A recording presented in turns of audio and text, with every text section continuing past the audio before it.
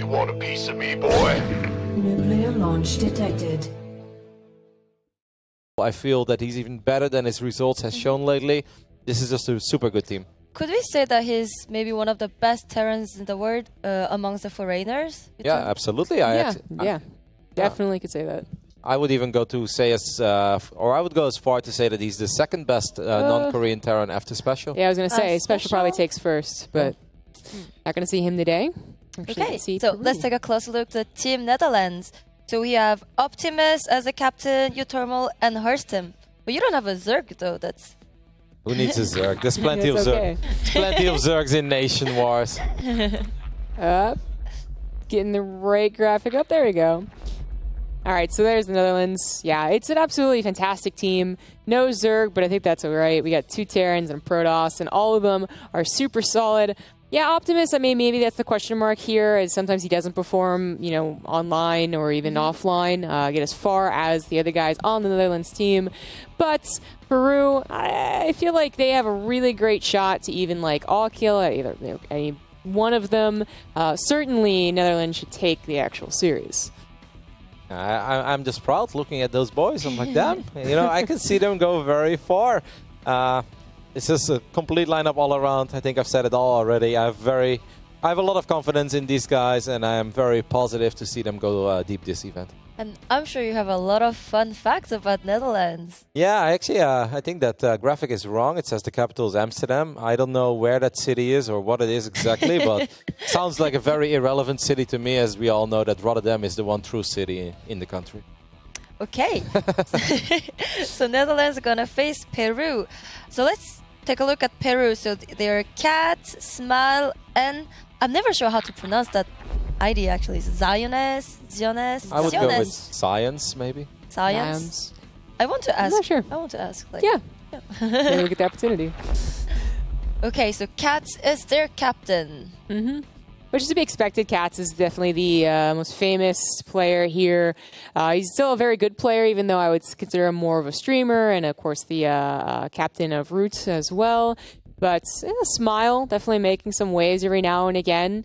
Definitely a contender. And then, well, Zion's actually the guy that I know probably the least. Yeah, he's a Protoss player, I think a very aggressive one, and that's perhaps an understatement. He likes to be out there on the map, likes to end things quickly. But Smile is a Terran player that's been around for a long time, had his ups and downs. Sometimes you see him a lot. He's one of those guys that's very active on Twitch. You'll see him in all the other Terran streams. I think he's pretty much always in Optimus' stream, or even when Uthermal is streaming. And of course, Cats, El Capitan himself. I think he's one of the most well-known figures we have in the foreign StarCraft 2 scene. And I also would like to add that I cannot believe we live in a world where Peru is making it to the World Cup and the Netherlands is not.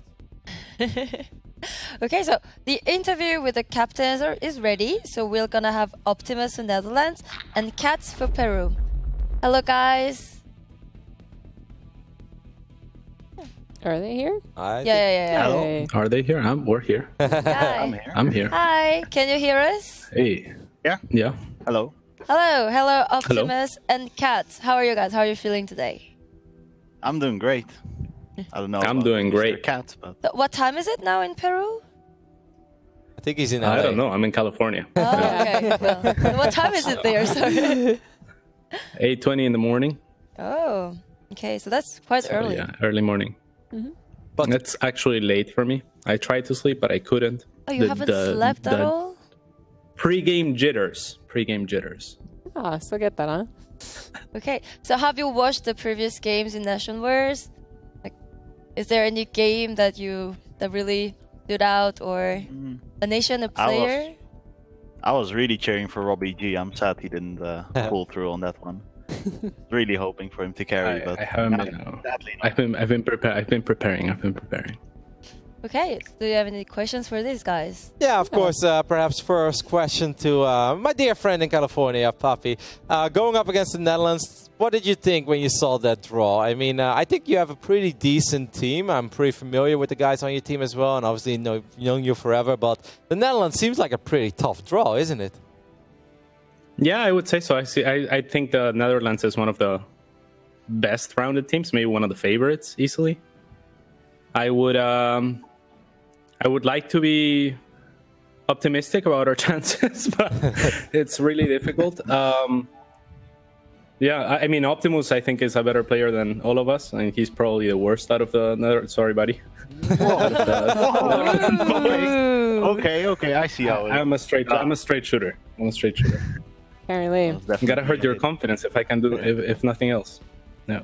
I guess Optimus, for you, the Netherlands pretty happy with this draw. You think they got a good chance? Do you think you specifically would have a good chance to take these guys out? Maybe getting some revenge on what Katz just said? I think they're. I mean, I literally. I just said even Optimus could all kill us. Yeah, I've got a question for Optimus, of course, as well. Finn, I've been very optimistic over the last few years. I've always been sitting here being a little biased, as I obviously am supposed to be at the NationWars. But I honestly feel that this year, this is the strongest Dutch team we've sent in for a while. I feel all of you guys have improved compared to a year ago. Are we going to welcome you guys to Paris this year? I think so. I honestly think that there's only a few nations that can really rival us, like Poland and Germany. I don't think any other nation can really rival us on pure skill. Like, we've got 3 really good players. A nation like Finland has like 1 really good player, but he has 2 lives, whereas we have 4 essentially. As long as we avoid the ping disadvantage, I think we're gonna easily make it to the round of 4. All right, I like it. Do you think you can beat I think South we're easily Korea gonna make it as well. Oh. I'm not even sure who's on South Korea, but it's gonna be a landslide for them. Oh, so yeah, we have Innovation, Sue, and MMA for South Korea, actually. But Never heard of those guys. okay, well, you sound confident. It's nice. So, what score would you predict for your game against Peru? Well, I could say 4-0, but that would be a bit rude. So I'm gonna say 4-1. I mean, you just said 4-0 twice before the 4-1. So, Katz, what do you think? What do you want to know? Yeah, the score you're predicting for this match. That's a tough one because I like to be optimistic, see? So and I can't put my teammates down like that. Okay. I'm gonna keep it to myself, man. Oh, I don't like lying. That's much better. okay, so who's the starting player for you guys, Peru? We're sending Smile because he's gonna smile no matter what. Oh, that's cute. And Optimus? We're gonna send out Harstem. We had we wanted to discuss who's gonna start, and he was very confident. So I was like, "All right, you can start, buddy." Okay. He was very confident. Ask him how his last game against me went. Maybe you wouldn't be so confident. Ooh, anything to answer to that, Optimus? Irrelevant time. Irrelevant time. Okay, well, thank you guys. In Dutch, we have a saying: "Don't get old cows out of the." Kevin, help me out here. Yeah, the dirty little river. Okay. Essentially, don't bring up past memory. Yeah. In Peru, we have a saying: you talk as much shit as possible and then hope that something sticks. So you're going down. Okay, so thank you guys for your time and good luck in this series. And we're gonna have Harstem against Smile for the first game between Netherlands and Peru. I'm actually kind of sad to see these guys go off against each other this early, man. Like, these are quality interviews. I would love to see more of Katz, and obviously I want to see more of Vincent as well. This was some proper banter. It was. Both of those guys, I mean, I guess maybe Katz is realistically optimistic, but they're both very confident. The entire Netherlands team is basically super confident. I know that Harstem was getting ready to go and actually wanted to go out first. So let's talk about your predictions. What score? I think there's only one way to go here. That's a clean sweep. All of us, actually. Yeah, now I can. I did myself. I think that these other casters, they're a product of their environment. They're surrounded by me. They hear me being optimistic, and they follow the advice. I mean, I always assumed that Netherlands is going to win, but I gave, not Katz specifically, but I gave Peru at least one chance to beat someone. Yeah. Oh, wait. Actually, I misread. I didn't see Hajin was in it as well. I was hesitating, actually, between 4-1 and 4-0. And yes. You looked so confident about your team. I had to go with the 4-0, yeah. Well, we'll see. We'll see. Like, Katz look confident too, so. Peru is actually a pretty solid team. This is not a team of... Wow. What? Oh my god. Wow. This is way too close. Very different for Twitch chat. Funka. Exchange. Okay, well, it's gonna be fun, I think. Like, there are people cheering for Peru, or maybe They just want to. 50. I mean, They're Peruvian. teasing you. I think I feel like they're messing up with you. No, Peruvians are actually pretty fanatic online, Yeah, right? yeah. In multiple games, like especially I think the Peruvian Dota fans and Dota players, they have a pretty big reputation online, and I actually think that's very cool to see as well. You know, they're getting behind their players, and maybe some people try to mess with me a little bit, but it's all fun and games. I think it's going to be a good match, and I really like this Peruvian team, but in the end of the day, I don't see any way that Netherlands doesn't win here. Well, absolutely. I think they're going to get the either the 4-0 or the 4-1. Okay, so we're gonna find out who's gonna take the first point just after a short break.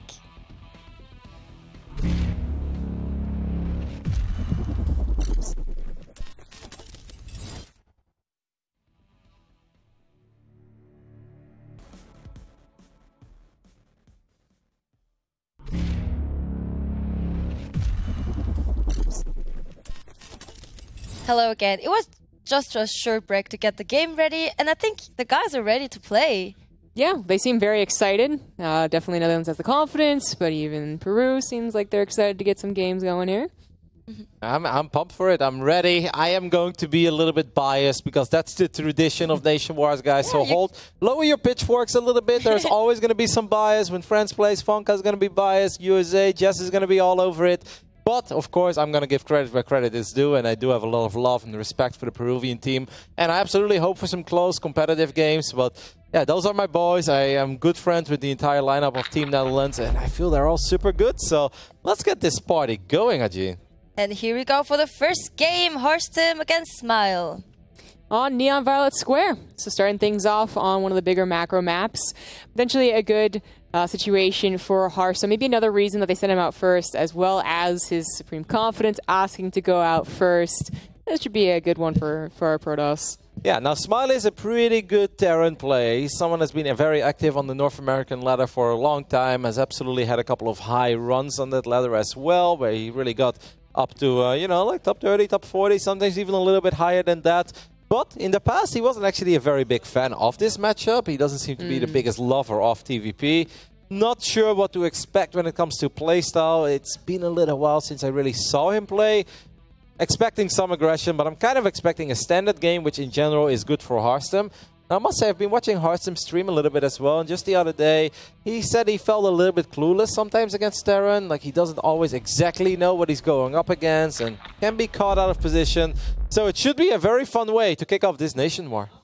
Here we go. It's game number 1 on Neon Violet Square in the bottom right. As the red Terran for Peru, it is Smile. And on the left top side, representing arguably the second greatest country in the world after America, of course. Kidding, guys. He is our one and only Horstem. All right, so Smile maybe not so confident in this matchup. I mean, you say he's around in Twitch chat a lot. He's an optimist in Twitch chat. I even see him in my own, you know? Like, he's actually a very friendly guy. And certainly he is, I think, along with the more vocal people about how difficult this matchup has been. Some others, like, agree, but they just, you know, won't talk about it very much. Or they think they do have a plan. They just can't execute necessarily. But it's far too often you hear Terran players just say, like, I'm actually lost. Like, I don't actually know where is the right time to attack. Yeah, I wouldn't actually mind to see Smile go a little bit crazy, you know, just to be neutral for one set. If I was Smile here, I would probably try to go at least for either a proxy starport or you can even proxy a second factory and just do something wild and crazy, because the more normal and standard this game becomes, obviously the more experience Horstem has, the more solid he should be. Do you really want to go up against a Horstem that has observers all across the map, that has Psystorm available and double Forge spinning around as well? That's probably not what you want to do. We even see the factory before the command center. I like it. Bring the aggression immediately if you're Smile and try to throw your opponent off guard. This is always so difficult to pull off, though. I feel at one point for like a month, maybe 2, the one-base Terran was actually a legitimate way to go in Legacy of the Void, regardless if it was scouted, because really, obviously, it's going to be scouted. You see the lack of command center timing, regardless if you actually get into the main. But the complication, whether it's proxied or not, is you can't see exactly what's on the way. Is it Banshees? Is it Cyclones? Is it a factory expand? Maybe which just is exactly what Smile does. I think it could be just 2 Hellions. I think there is a chance that he just makes 2 Hellions very quickly, tries to run them into the base of Horstem. and try to get a couple probes and obviously get a good scout off. This is not the greatest Reaper map around, so it is indeed going to be the double Hellion opening. And if Smile, let's say he picks up 3, maybe even 4 probes, that would be absolutely amazing for him. Yeah, but scouting might just be what's on the docket. I don't know if these Hellions are really going to be able to do a lot, but Hearthstone did not get back in to see that it was an expansion after Command Center, I believe, which, I mean, it is a build. It happens enough that he might think that it's on the way, but he's also scared of a proxy starport, which I think is totally viable.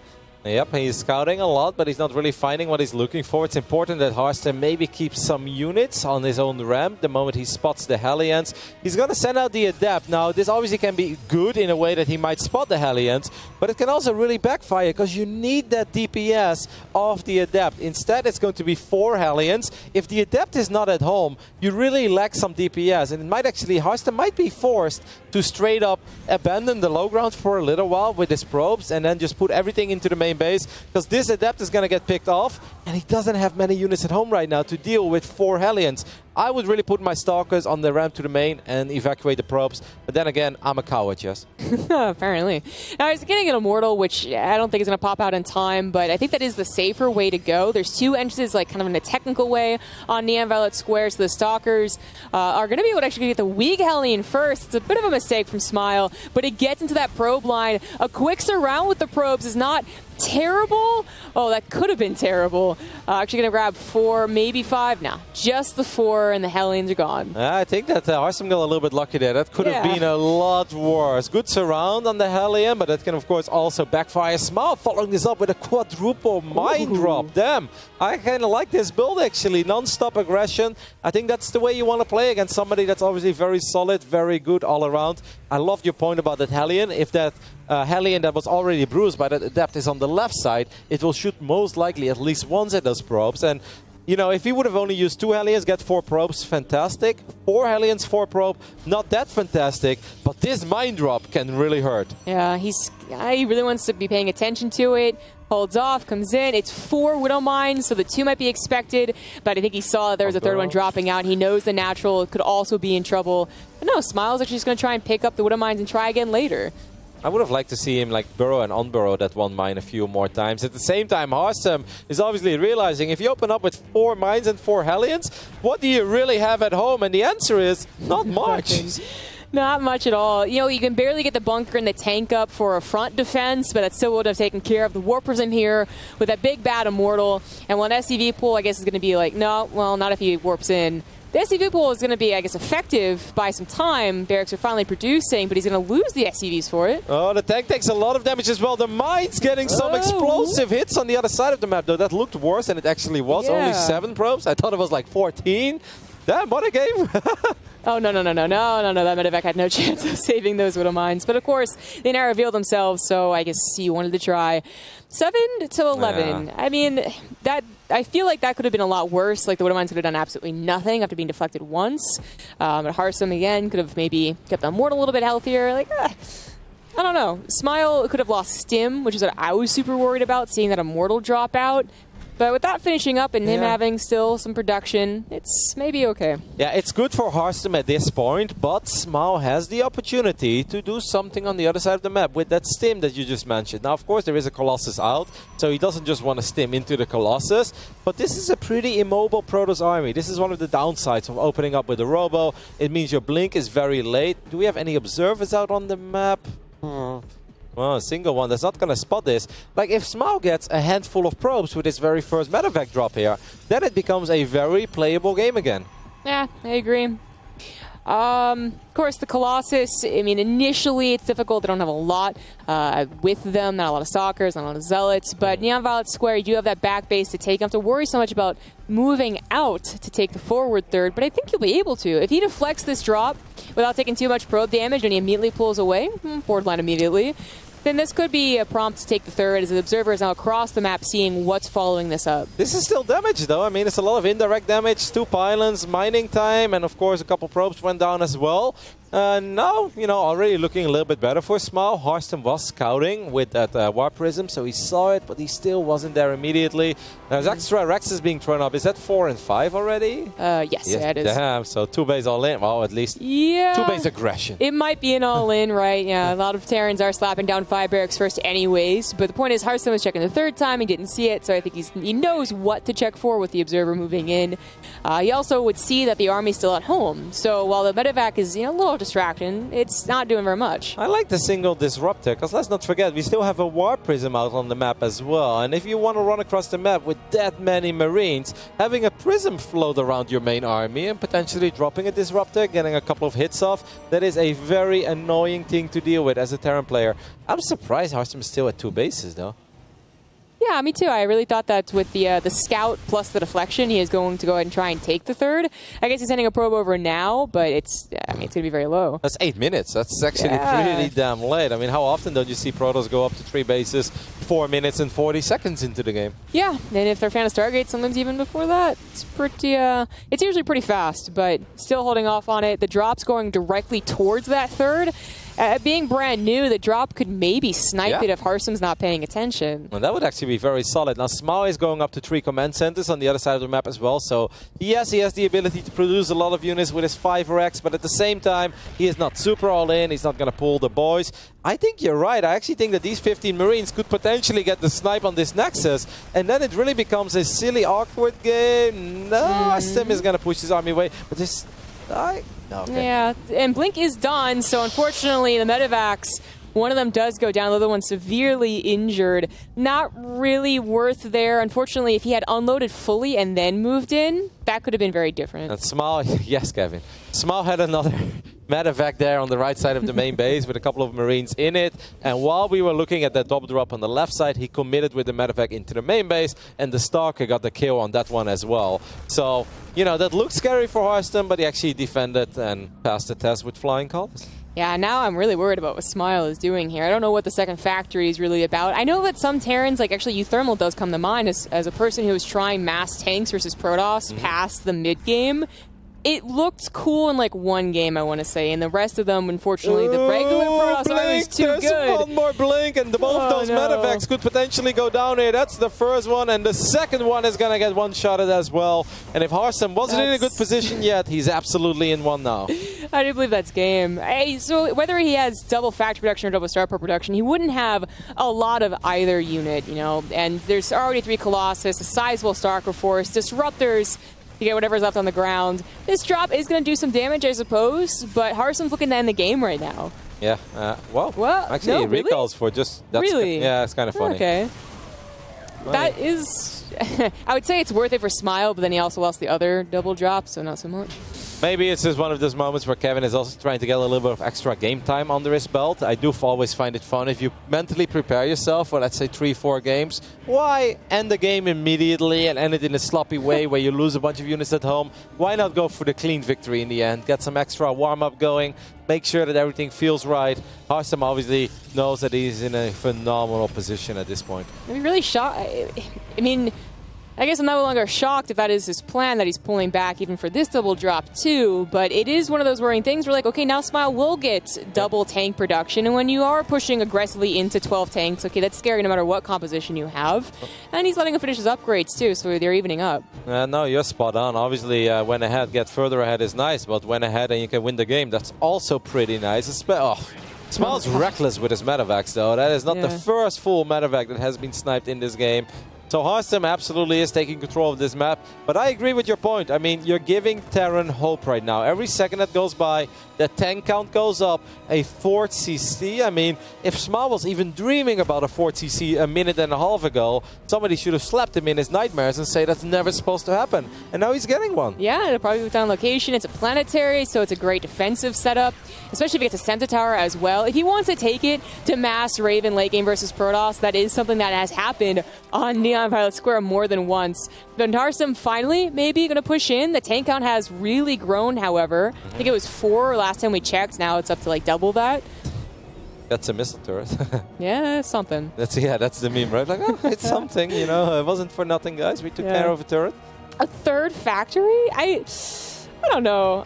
The tank thing is cool defensively, as I said, and maybe Harsum just like completely messes up against the tank push whenever it happens. But it's not just about these medevac drops. I really don't like the composition of mass tanks. I honestly don't think I will ever step in a medevac or small. Like, no, thank you. Yeah, no. I'll take the train instead. We've got a mass drop in the left bottom side. Wouldn't really call it a doom drop, but there's obviously a very serious commitment here. Harsum could potentially recall again, I think, by now, right? Wow. Recall should be off the countdown. I mean, that's a lot of DPS in this little army. A few zealots are not going to get the job done, and there you have it, another recall. Well, that makes a lot more sense from recall against that. And it was really nice for Smile, as this time he saves the units and needed that off his back. He did take that really scary third base where any unit with projectile can hit from the top. You know what I find funny is that we're looking at a 13-minute game with a lot of Stalkers and Colossus, and I haven't seen a single Marauder. Not one. That is a good point. I was thinking about Liberators as we get over to the 13-minute mark. But, oh, come on. Smile, what are you doing with your planes, man? Like, there's no observer scouting these, right? That's like the really bizarre thing. It's not Harsum. It's just him positioning around the map. Is he trying to do like psychological warfare? Is he like, take that, Peru? Just like see what I can do? Huh, I don't know. Oh, these poor Marines in those medevacs so small. Like, you know, it's like, oh, come on, enjoy the medevac express. Beautiful trip here. It's like, well, no, never setting foot in one of those medevacs, that's for sure. I just feel like Smile, like, he absolutely should be losing this game considering how many medevac drops he's lost. But I feel like given that much time, as he has been given, he should be on, like, Liberators with range and +2 and 4 CCs. Instead, he's on this tank composition that Harsum is still rightfully so a little afraid to move into. Yeah. But I just don't think is as good. I mean, Harsum is getting Stargates now as well. He already has a fleet beacon, I believe. I thought I saw I think beacon. It finished. Yeah, so he went 1 Stargate, fleet beacon, then decided to add 2 more. Small again with a mass Marine drop on the left side of the map. He potentially gets a couple of probes here, but I mean, he goes for Stalkers instead. He gets something. I mean, it's better than some of the other drops we've seen, but let's not pretend that this is like cost efficient, right? That's still 4 medevacs full of Marines. I mean, maybe like 6 Stalkers there or something like that. Warp Prism barely didn't go down. That's so frustrating. Even though Smile is really all on his side of the map, a lot of his focus is on these drops. This ends up being kind of nice. Maybe it could have been a little bit better timed, but he's going to find the gold base and actually get a snipe here. Yeah, he's going to get a Nexus. But how many medevacs will go down? That's a big question here, right? Only 1. But geez, only 20 Marines. I feel like over 80 Marines have died in this game easily, right? Can we take a look at that? I look at the medevacs, man. 26 with 17 medevacs. What does the unit's lost resource step say? The resources lost twice. That's not so great for Smile, but it's still a question of when will he actually die. I mean, it's quite grim, I know, but this game has just never been really on Smile's side. Oh, I mean, this tank army looks very impressive. 20 tanks, but yeah, they tend not to be very good against Tempest. Yes, yeah. I feel like Harsum could have done, like, you know, just repeated attacks and had the economy, like, that's fine. But going for Tempest, the safer option, the slower option, there's nothing that Smile can do here. He couldn't even transition into mass air if he wanted to without extra starports. It felt inevitable. Yeah, a couple of Dark Templars are being clumsy, but eventually should take care of it. Disruptor shots going as well. I mean, once again, that's a very impressive tank army. There is just not enough anti-air. I mean, sure, 25 Marines stand right below the Tempest. They'll get the job done, but they'll never get there. You've got Colossus. Mech army? What is this? It's like literally a mech army here. There's medevacs, Vikings, and tanks, and like a dozen Marines. That's silly. Harsum does end up backing off. He is still playing a very safe game. Some bit of a Stalker aggression doesn't really pan out here. Well, odd to see. Might get a few SCVs there, but you know, normally there is simply no way for Smile to turn this around. He just has an inferior army against everything that Harsum currently has. Harsum has map control, Harsum is a lot richer, and he's already got the answer against these 20 tanks. The Marines stim forward, but this is what I mentioned. You'll never get below those Tempests. No, but it's so funny again. Harsum's giving him so much time that he is adding on extra starports and getting to Vikings, and there's really not a lot of Stalkers pairing up here. Now the Warp Prism once again barely going to live. It would be so frustrating. Yeah, one of the Tempests took a little bit of damage there. Those Zealots should potentially do quite a bit of damage here. Dark Templar is in the mix as well here for Harsum. This is obviously not what Smile wants, because he needs to be paying attention to his main army, but I mean, if you have more Tempest than there are Vikings, I just don't see a way. This one Tempest is sitting there as a very juicy target, but yeah, no matter how we spin this one, Jazz, I believe that the writing is on the wall. Well, that's been the case for the last 11 minutes, and yet here we are still. So does Harsum continue just using his Warp Prism to really get damage done? He doesn't really want to push into the tanks, or to Smile, just get frustrated and push forward. A bit of both, I think. He does lose a lot of his tanks here. It's funny to see all those tanks shoot at once at the Protoss army. That's actually the one moment where tanks will make Protoss ground units disappear. But there is still no answer against these Tempests. A couple of Marines go forward, but Small obviously knows that he will never get close enough. GG. Harsum takes the first game for the Netherlands in what I would call one of the more remarkable games we've seen so far. I just can't help but think that was a weird game. You know, we know Harsum's skill, so while maybe you don't see the names here, like, oh, like a GM versus GM player, like, oh, okay, and maybe he's not confident, but Harsum usually is really confident. Like, he has the correct calls as a Protoss player, and he never really decided to go for the kill.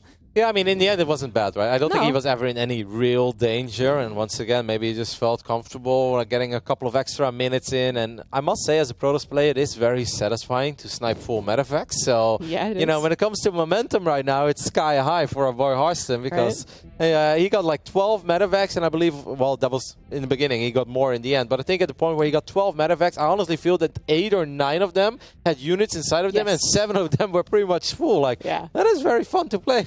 Yeah, I'm sure that was very cathartic for him, man. Like, it takes revenge for all the other Terran drops that have actually worked out against him.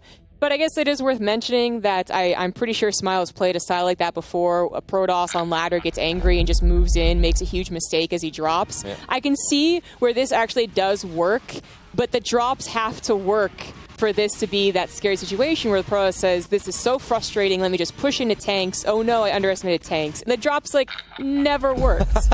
Did you see that voting? No, I didn't catch it. Peru 61%. You guys. Peruvian fans, man. Yeah. Or, you know, Roddy trolls, I don't know. Yeah, maybe a mixture of both. We'll see. Or just Cats believe us. Now, we had that interview, that's of course, and Cat said, why don't you remind Harsum of how our last game went? Now, I have no idea when that game happened. I don't know if it was a competitive one, most likely just a ladder game. But I kind of feel, you know, if you're Cat and you make that statement in the interview, you got to send yourself out here. Once you figure out that they're sending out Harsum and your boy Smile doesn't quite pan out, then yeah, send yourself out and let's see what exactly that was. I mean, I honestly didn't recall what he was talking about or how long ago that could have been. Because, I mean, it wouldn't have been on ladder, you know. I mean, everybody loses to Cats, though. I mean, even Neep dropped the map against Cats in WSG America. Those builds, man, those proxy hatcheries. You know, the queens come in from every angle, the link floods, the randomness, and there we have it. Our El Capitan himself. It should be a really fun game. I believe it'll be a really fun game. It's funny, though. It's been a while since I really got to cast Cats. I cast maybe people that he influences, you know, on Root Gaming. You see Hero come back with a vengeance over a year ago now and suddenly be this super cheesy Protoss. And I'm like, I wonder if that was like him training in the mountains, learning the cheese, or if the Cats picking up on Root was like, you should just cheese all the time, mate. But yeah, actually casting Cats. It's been a while. So I remember his games as being super fun. I have a feeling we're going to see some Zerg buildings being produced where they are not necessarily or supposed to be produced. But our map is going to be Blackpink. Now, Blackpink is not one of the best like proxy hatchery maps there is out there. Now, of course, Harsum is not silly. I'm sure he will scout early game. But there's still a chance that Cats is the type of guy that may just try to build a hatchery in the natural of Harsum just to throw his timings off a little bit. Yeah, that's true. It's always a frustrating thing to do against Protoss, even though, like, the era of that being the way to go every game was, oh my gosh, that was like back in, like, even Pro League, where it always throw them off. It's kind of over and done with. A lot of Protosses have already played too many times against it, and it doesn't really throw them off. Like, they know what to do, exactly how many probes to pull. So, I don't know. I think Cats has a lot of tricks up his sleeve, though, not just a couple of proxies. All right, here we go. Our second map of our second Nation War of this glorious day, where we're going to have a few more awesome matches later. But for now, it's all eyes on Peru versus the Netherlands, as we're looking at the captain of Peru. It's Cats. And in the bottom left, as the blue Protoss for the Netherlands, it is Harsum. All the drones are still at home, and Cats is just going for a very regular hatch first. I mean, that doesn't necessarily mean anything. Cats Cats could also be the guy to go for like a Nidus on layer or something, you know. He has a lot of crazy builds up his sleeve. We're going to keep a close eye, of course, on everything that Cats is doing, and I'm sure that Harstem is going to try to do the exact same thing. It definitely does strike you with a little bit of fear when you go up against someone like Cats. You know you're supposed to win this game if you're Harstem, you're a full-time pro gamer, you're very active in the WCS circuit. But at the same time, you're like, oh man, I know something weird is coming. Yeah. I imagine Cats had a plan, you know, knowing the map for even, you know, the entirety of the first game at the very least. I'm sure he's thinking of some things to do on Blackpink. But you're right, it's not a very... It doesn't have those interesting features like maybe Eastwatch would have with the gold base, or even Neon Violet Square or Backwater with the bases that can kind of sometimes be hard to scout for the Protoss. But I know there are a lot of timings, like, you know, we talk about Cats being weird. It could also just be a very simple all-in, but at a very clever timing that have caught a lot of Protosses off guard against Zergs they do expect to beat, and maybe that's more where Cats is looking. Yeah, now it becomes harder and harder to surprise Protoss, though, I think the longer the game goes. Yeah. Because most likely we'll see Harstem open up with a Stargate here. If you don't open up with a Stargate against Cats, I think you're truly rolling the dice. So there you have it. Stargate obviously is going to give Harstem the map presence he desperately needs without being in danger of losing any of his units. He's also chrono boosting out the Adept. Going to start Warp Gate as soon as he has the gas for it. And everything is very normal, very standard so far. Harstem's still looking. He's like, come on, like... You know, something is coming, right? Okay. Perhaps that's it. What if he starts Overlords? Maybe a Queen Link Flood. What do you say, Jess? Well, you need a lair. Oh, yes, you do need a layer for that. Be a very slow Queen. But I mean, you can squeeze out layers pretty fast these days. No, I think he could. And if he does start it, then I'm totally on board with that idea. But perhaps just a fast upgrade here. Fast +1 melee. I feel like Cats has grabbed onto those builds in multiple matchups. Like TPTs, EVPs. Yeah, he's got the gas for it. Let's see what Cats decides to do. And it is indeed +1 melee for now. The only thing I'd really love to see from Cats, though, is him trying to go up to 3 bases. You don't want to wait too much longer, because then the Oracle starts showing up as well. But of course, now he knows that Adept is going to have to head home, because you're in fear of Zergling speed finishing up, and you don't want to sacrifice one of your first Adepts. So, okay, some +1 melee. Okay, I can live with it. I feel like it's just going to have surprise factor. You know, a Ling Flood is one thing. It's in SimCity. You have just enough Adepts. So then suddenly you realize, oh, wait, those are +1. Hold on here. I needed a shield battery. I needed twice as many Adepts. I mean, it can be complicated, but of course this wasn't the fastest +1. It was before 3rd base, though. We'll see if maybe Harstem's 3rd base is the target. Yeah. Get that kind of early lead there, and then get that macro game behind it. But it kind of looks like it's going to go into a macro game, you know, like on a Roach Ravager all in, not the Ling Flood. That's very proper Queen defense and positioning by Cats. Does not end up losing a single drone. We Cats multiple games where you see 2, 3, 4 drones being shaved off very quickly. Then the Adepts show up as well, and they get a couple more. So far, Cats is actually playing just a very solid, excellent game. I like his build, and I think you're spot on. I do feel that with his +1 melee, he's going to try to overrun that 3rd Nexus of Harstem. Damn, look at Cats. He's taking 0 damage. It's really nice. Have the Oracles or the Adept, did it see the Evolution Chamber? It dropped a Revelation, but it didn't see it. Yeah, I was like, the Adept didn't quite get far enough, and especially with the Shade no longer having like 7 vision, whatever it was once upon a time. And then the Oracle barely didn't get it either, because it was pushed so far away by the Queens. This could be really cool. The Lings are going to try to work on it. +1 is not done just yet, but it still forces a cancel. And now Cats could potentially go for a massive swell of Lings, but the Oracles are still around as well. And Resonating Glaives is more than halfway done. So, you know, that's one of these moments where, yeah, Cats, you can try, but if it backfires, you're in so much trouble. Yeah, exactly. Overlord Speed's even on the way, started right now. Okay. What's the Queen count? 7? Oh. No, only... Oh, wow, I thought he had 6. I was way off, but I guess just because I've seen so many... That was weird.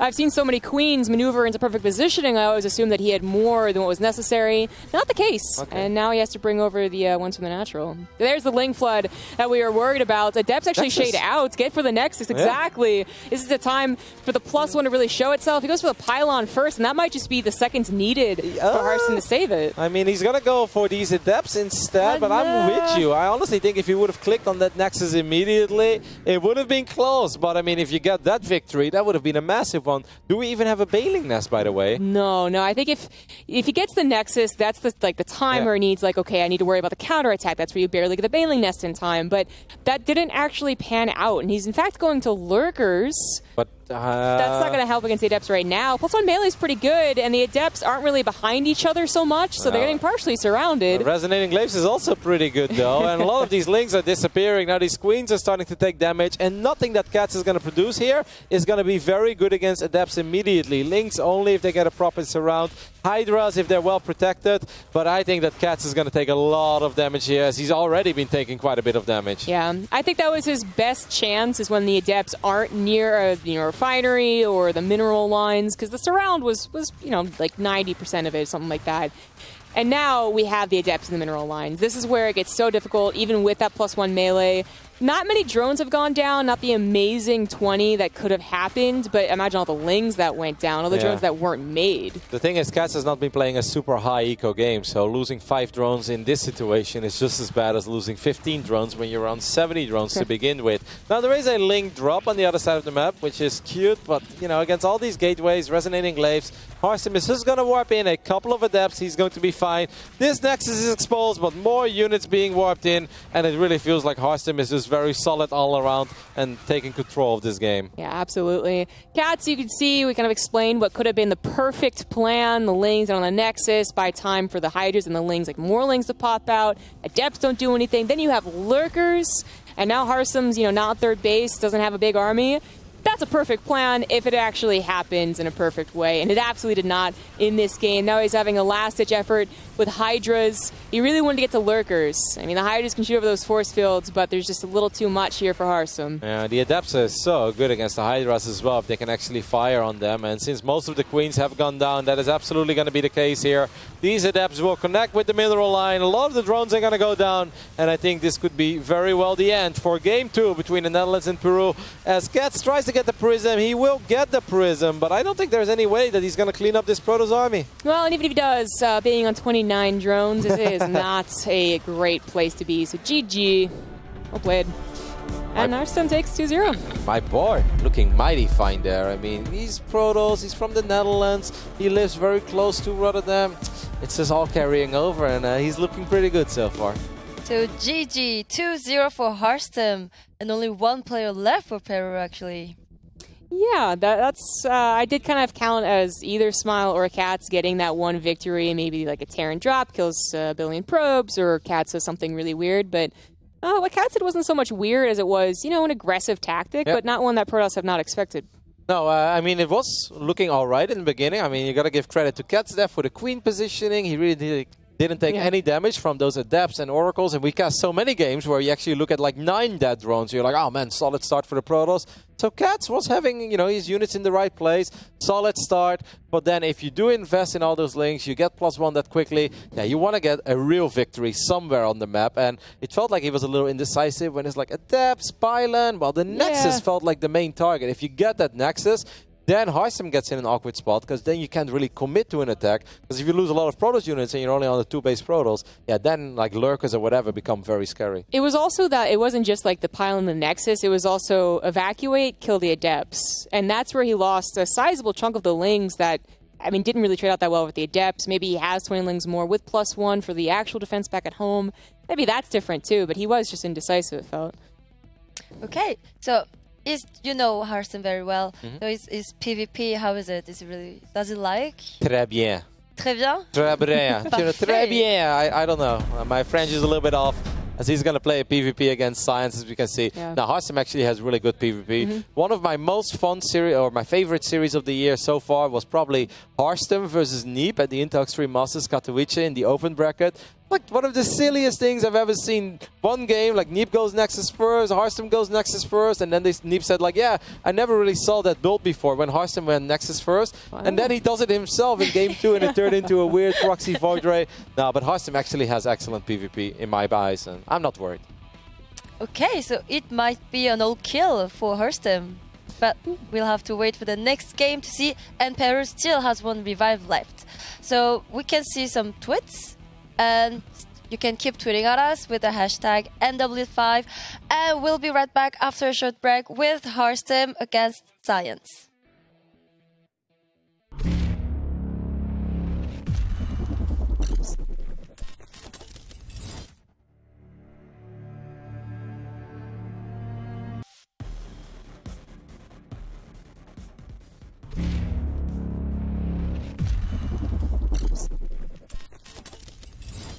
welcome back with us for the second series of the Day 3 Round of 32 NationWars. I'm Hajin and I'm hereby joined by Zombie Grub and Funka. Yo, what's up?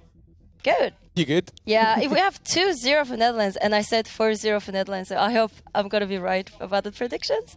But, I mean, it's a PvP, so nobody can really expect what's going to happen, because we're going to have Hearthstone against Science on Eastwatch. Yeah, I mean, PvP, I feel like a lot of Protosses apparently, they say they don't like it that much. It can be a bit of a coin toss sometimes. You feel frustrated because you can't quite get that perfect scout all the time. But for me, I really enjoy it. I feel like there's a lot of high game or high level mind games that can be played because it is that hard scouting. Like, oh no, he only had 2 guys in gas instead of 3. And I'm like, Protoss, man. Yeah. So I personally enjoy it, but I think that it's not coin flippy enough. I think Hearthstone's pretty solid in it, and Science would actually have something really cool to take Hearthstone out. Yeah, I don't think that the matchup will help that much for Peru because, yeah, Hearthstone is on a roll. Hearthstone is also considered to be like slightly favored in any matchup that he will face against Peru. So I do think that 4-0 prediction should come to fruition. But yeah, as you said, you never know. PvP can be quite tricky sometimes, but I still feel it for Hearthstone. Yeah, absolutely.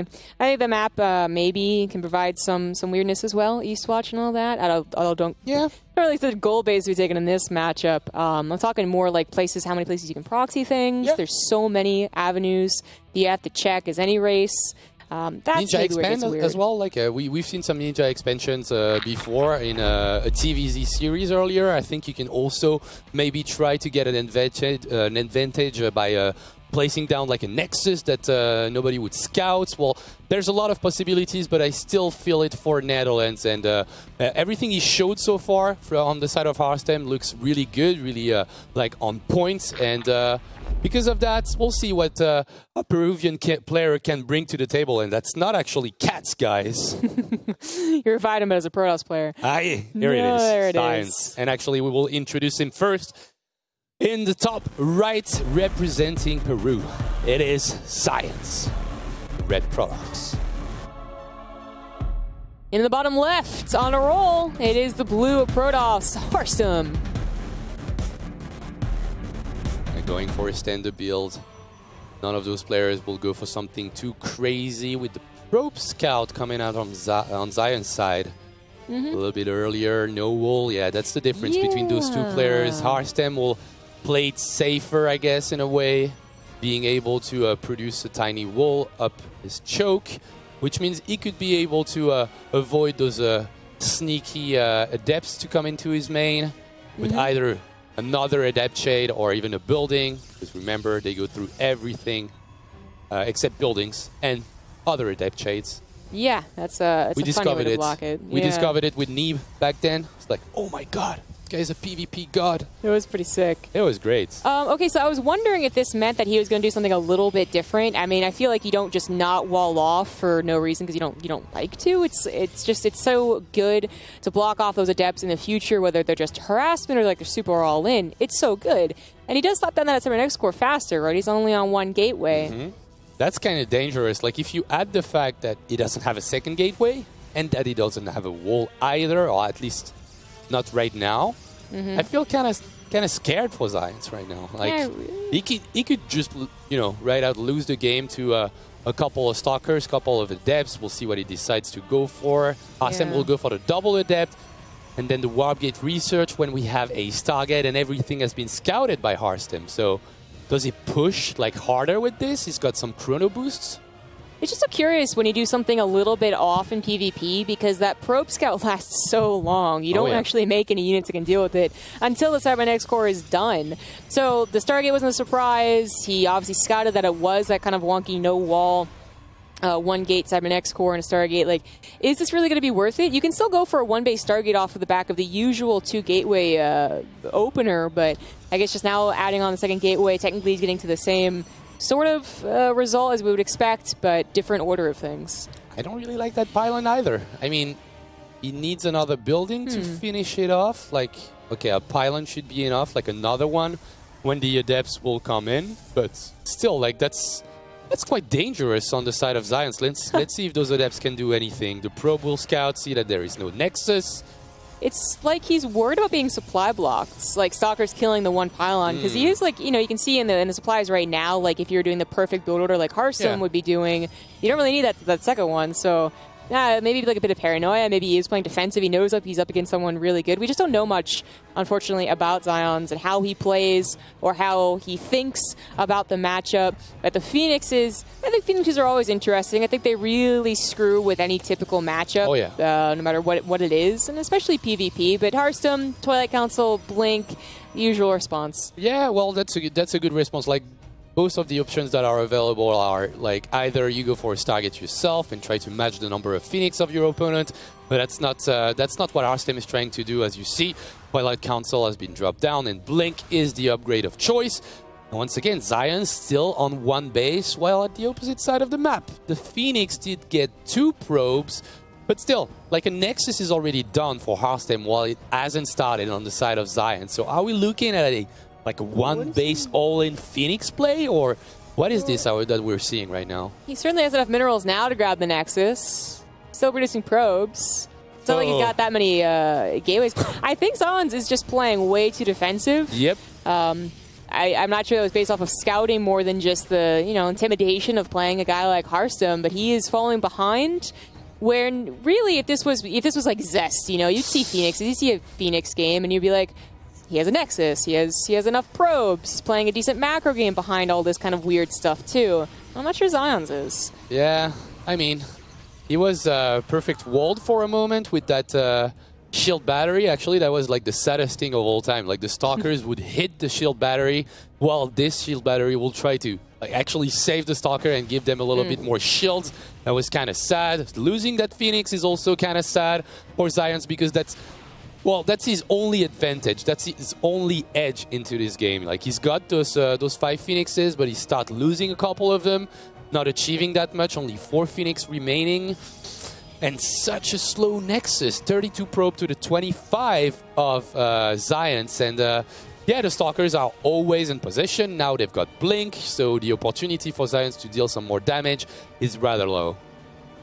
Still trying to wrap my head around this one. Zion's Nexus is just now finishing. He has fallen behind in those probes, and he's lost a good amount of Phoenix, considering that a lot of his build was dependent on them. I guess this one's barely going to survive. Oh, no, he ran back in. This one will die, and I think the second one will die as well. Yes, with the Blink timing, everything is going wrong for Zion's. He's losing every single Phoenix he built ever since the beginning of the game. He's got the slowest Nexus of all time in a PvP series, and yes, he's building Immortals, which is a good thing against the massive amount of Blink Stalkers that Hearthstone has, but he's not out of the woods yet. Like, it's not looking good at all. I look at this game and I'm like, I see like a Phoenix all in off of one base. That could always be cool. I see that immediate follow-up into the Robo with a good time Nexus, and the Immortals do take out the Stalkers, and that's a good macro game too. But what I see here from this game is just a bit too slow on everything. Not really punctual, not really a great build, perhaps, in general. And Hearthstone, I mean, maybe he doesn't break him here at the Immortals. Hearthstone did take a long time to kill a Terran earlier, It's still a great game for Hearthstone. Yeah.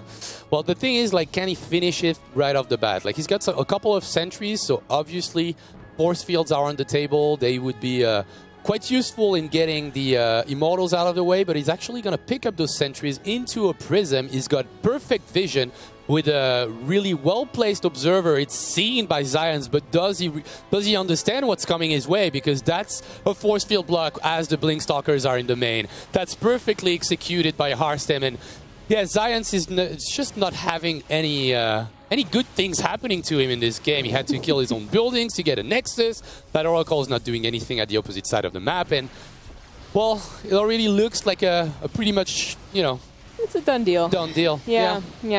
And unfortunately, despite having so many pylons, at least one gateway was unpowered. The Oracle finally goes in, and that's going to be like the victory there, I suppose. Oh, he recalls them in. That was the only option. The probes. But I don't think it's going to be enough. The Prism can still be there to replenish that army, and actually he's going to do I go to the main, and now I'm in the natural. So now, okay, what can you do? Can you actually recall to the second Nexus? No, you can't, because it's a cooldown that's been shared by every single Nexi. So yeah, you're getting picked apart, Zions, and that's what happens when you play a player of the caliber of Harstem here in that PvP. In an important series, Harstem is not taking any chances and is just destroying Zions right there. He is. I think Zions knows it's pretty much game over, but has some faith in, I think, the fact that he still has Immortals. But you really need a lot more Immortals to threaten a true counter after all is said and done here. He's got 3 Immortals now. Still probably not good enough. Yep. Nice force field. That first Immortal is gonna get picked off, and nice micro from Harstem. And here is the GG 3-0 for the Netherlands. Super fast, super easy. Just in general, like a really, really tough game for Zions. He didn't catch a break in this game. Ever since the beginning, the build order seemed a little bit off. Then those Phoenixes not achieving that much and actually dying to the Blink Stalkers, blocking his own main, like not canceling that shield battery. Everything went wrong for him. It did, yeah. I really wonder if, it's more about, he does play weird, so he faces people that are actually thrown off by the weirdness, but Harstem just accommodated so appropriately, maybe he did get the shield back to the natural they didn't end up needing, but that wasn't a huge takeaway from his build. There's the over-defending guys on ladder who build 10 billion bunkers, but Harstem's not one of them. He built everything very just solid defensive play and attacked when he knew he could. Yeah, well, I guess just in general, like the story of this game is kind of standard and logical when you compare those two players. We don't really know that much about Zions. We know that Harstem is a championship caliber player. He did show it in the past. So yeah, there was a pretty big skill discrepancy in this game between those two players. And of course, Harstem is leading the way for the Netherlands, leading 3-0. So for now, it looks like our 4-0 prediction might be real, but let's see who they decide to revive to actually try and take a game from Harstem. For now, we don't really know. Cats didn't really perform that well, I guess. Like the game was kind of straightforward as well. Yeah, I mean, no disrespect to Zions, but I think it is between Cats and Smile. I mean, Smile lasted a long time, even though I would say the game was not pretty from basically minute 7. That's 11 minutes, I believe it was, of just not a very pretty game. And then Cats had a cool idea, which is always a Cats thing. Cool idea, but maybe the execution wasn't quite there. So it's actually a toss-up between the two, and I think a fair toss-up. I wonder if they're just saying, like, okay, who does feel confident here? Who thinks they can do it? But yeah, when you think about it, like, of course, the PvT game lasted longer, but was it close? Not really, as you said. So maybe a Cats revive. Maybe he takes it to his own hands to defend the country, defend Peru, and avoid a null kill for Harstem. That would be his first, actually. When on the side of Uthermal, I believe he already has 4, and it's going to be Cats. Okay. So we'll go back to a PvZ, and we'll see if the execution of Cats can be on par to Harstem's one. Yeah, I like the +1 melee idea. I think that Cats can execute these ideas very well. It just was a more prime example of indecision. Looks like we have some tweets here. So RSOS Brigade, kind of anime, I guess. Protoss leading Netherlands to a 4-0. That's what it looks like. And they do the clean sweep. I think so. Does look good for him. Sexy Hyuna, maybe a K-pop fan then. Yep. Just tweets with a nice little gif. Yeah, it's South Park back then. I love this one. Thank you for showing it. Obviously, there was a fix done on the internet right away after Rotterdam asked for a puppy picture, a puppy being present in Mana's bed. But yeah, thank you for those ones. Obviously, don't hesitate to show us more and give us more with the hashtag NW5 as we get ready to get that 4th game going. I believe in Cats. I always believed in him, but for now, like Harstem seems like the kind of player that you expect to do an all kill. Like he seems all around just focused. He's got perfect builds. He scouts appropriately, and his execution is pretty perfect right now. It's very good. Yeah. I thought that anyone in the Netherlands could 4-0. Cats agreed. Optimus agreed. But when I did think of like who is the least likely, I thought Optimus. So I gave the 1 to Peru. But Harstem and Uthermal, I never thought Uthermal would lose. I think he's just really quite good. And then Harstem, sometimes he has some bad days, I suppose, but more often than not, he's super confident. He's loving life. He wants to go. He's got this, and he absolutely has this. Oh, yeah. He has this. Can he finish it off on Catalyst for his potential last map of this NationWars with the qualification for Netherlands? At the end of it, we'll see if he can do it with a 4-0. Catalyst, pretty decent map indeed. One of the most standards of the map pool, yet also quite short. So I'd say Cats has a build. He always does. But I do think that Catalyst is a good map for Cats to show us something like interesting. Maybe like a cancelled hatchery with like creep tumors and I don't know, like an early roach laying ravager kind of thing. But also at the same time, well, Harstem is a smart player. He knows who's he's facing, so shouldn't be taken by surprise. But we'll see. It's gonna start with a bang and an early pull from this guy in the bottom right. In the red is the Zerg player representing Peru. Is Cats. In the top left, as the blue Protoss for the Netherlands, he is Harstem, and he's looking for that 4-0. To open up the all-kill count for himself. Okay, what's that drone doing? Just scouting after an early pull? Seems a little bit weird. We'll see. I know some Zerg players who pull 3 drones and then they have the drone drill, or just they get there faster, actually, is what happens, that they can get the full surround on the pylon, the one very important pylon that powers everything on the front wall of the Protoss. But I think TLO was doing that a lot. It never seemed to work. So I talk about it, but I also don't believe in it. Proxy hatch. It is going to be the secret proxy hatch in the main. I mean, I feel like he's hoping Harstem gets so much more worried about the early pool, which of course he scouts, that he doesn't think about that drone that they passed by each other in the middle, right? They did. Yeah. They did. He knows about that drone that didn't leave yet. We'll see if that wall is able to defend against those early Zerglings, 10 of them. But yes, Harstem doesn't forget about it.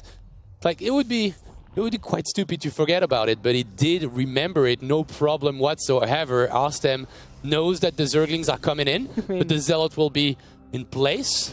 Perfect moment. Yeah, you see a drone with a probe, you see it with your gateway. You're going to know it's going to be up in the main base. But what is following this? Is it Lings? Is it some type of weird Baneling follow-up? Roaches are, I think, most common to a proxy hatch anyways. I don't know about the early pool.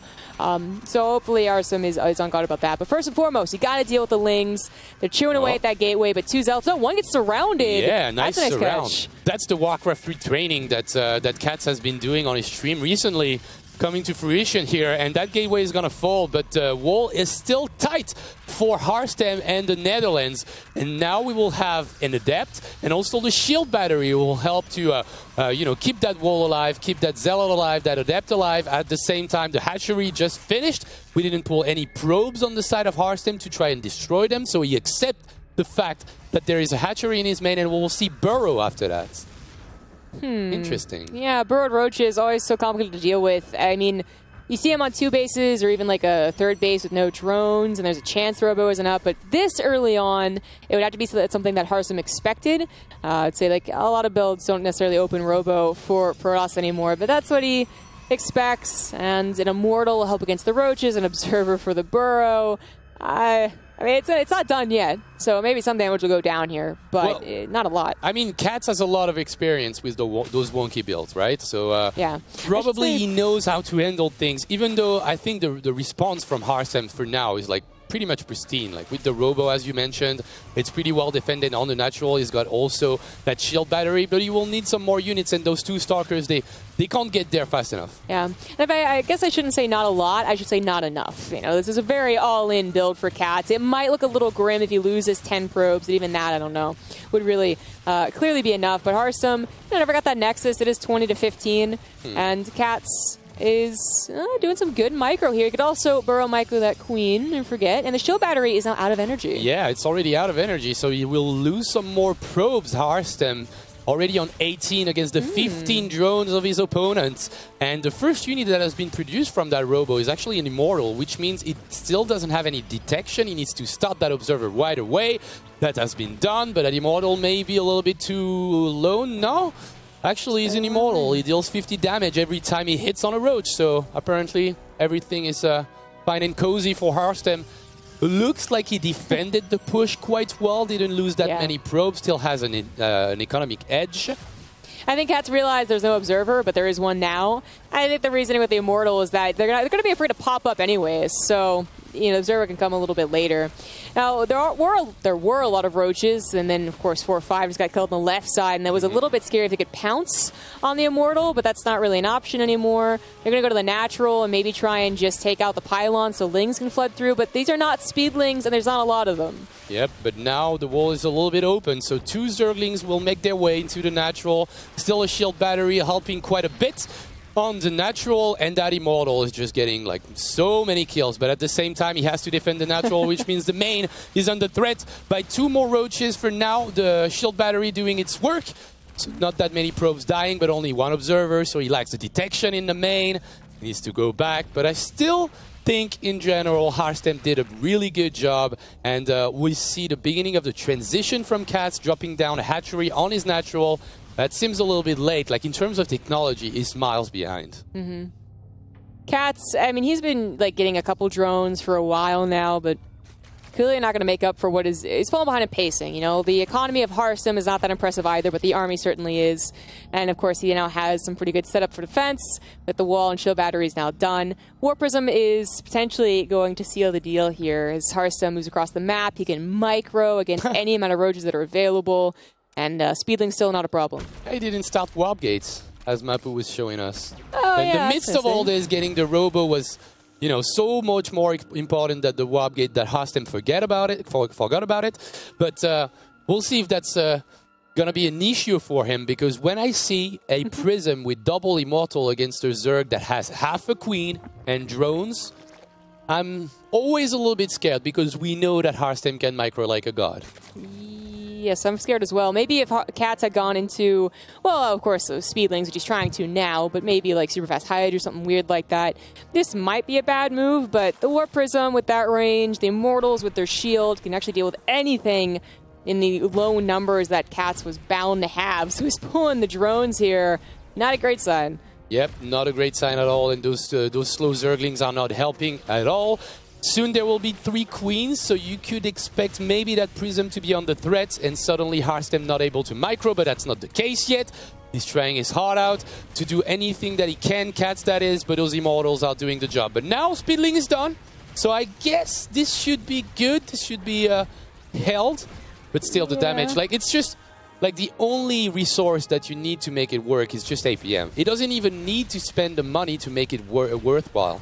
It just needs to spend some APM, some attention to deal more damage, gets a Queen, gets a couple of Zerglings, and moves onto the map with the remaining Stalkers and Zealots from the opening stage. Warp Gate's still not done, by the way. The Warp Prism is just a micro tool here, but it's good enough. Cats has finally gotten to Speedlings, but he'd need like 40 or 50.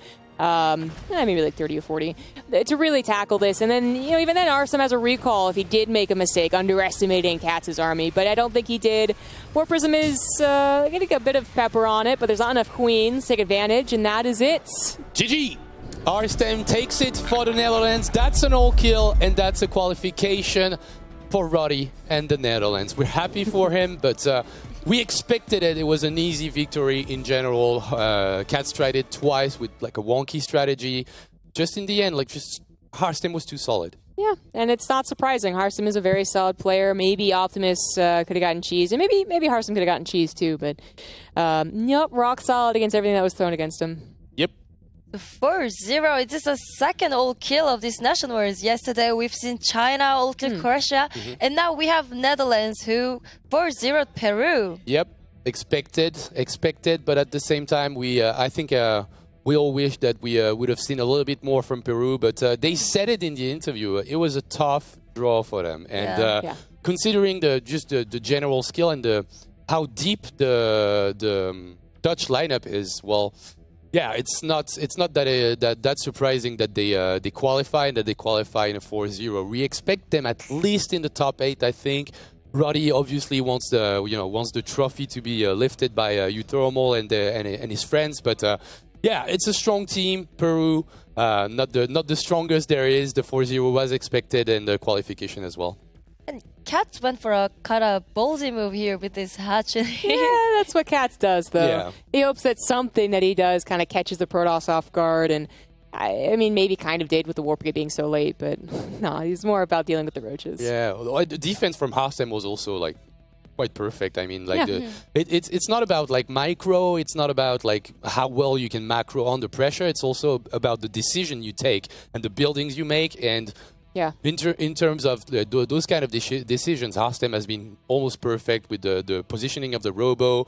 Even the first immortal looked like it was a little bit greedy, but getting some more damage done to the roaches, forcing them to burrow, and then getting the observer after that. Even the wall was perfectly placed. I mean, every single decision Hastem took was a right one. It seems like the interview with their captain is ready, and we're gonna talk about this game we had. Optimus.